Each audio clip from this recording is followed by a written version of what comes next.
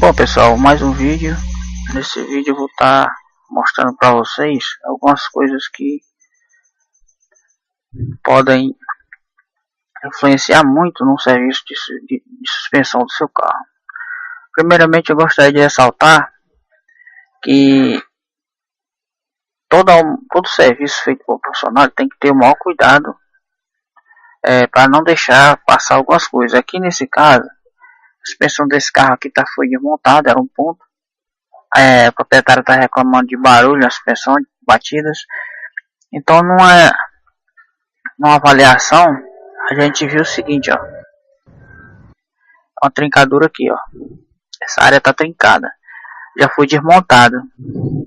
Mas a dica aqui é o seguinte, é para que você não entregue seu carro a qualquer pessoa, porque um serviço desse aqui que foi desmontado e que o proprietário não está no local, ele deixou o carro e saiu, ele está determinando toda a confiança do profissional. Então, não entregue seu carro a qualquer profissional, porque pode ocorrer de alguns profissionais simplesmente por não ter ferramentas para executar todo tipo de serviço na oficina, eles pulam algumas etapas e podia até montar aqui desse jeito.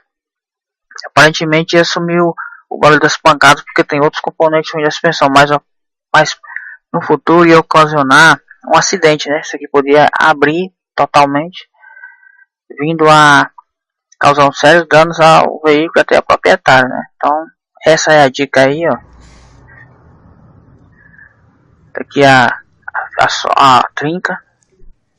A gente vai efetuar um reparo aqui para depois montar a suspensão. Então isso aqui é muito importante, que o dono do carro também esteja no local para que ele veja. E se ele não tiver, o profissional tem que ter competência e ser uma pessoa honesta para poder fazer todo o serviço e deixar direito, porque o seu nome também está em jogo e a vida do cliente. Essa é a dica principal. Mais uma vez aí, ó, muito cuidado na hora de deixar seu carro em qualquer oficina, qualquer mecânico, porque com certeza tem muitos profissionais que não são qualificados, não são honestos, não são todos. Não é discriminando ninguém, porque todo tipo de ramo tem esse tipo de pessoas.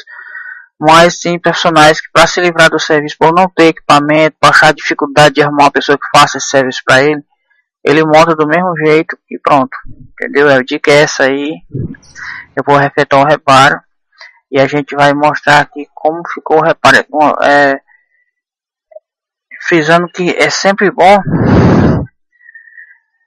na desmontagem da suspensão prestar bastante atenção todo o quadro da suspensão, para que você não venha a montar e seja aquele serviço bate e volta, né? O cara vai, depois o cara volta de novo para reclamar que o serviço não ficou legal.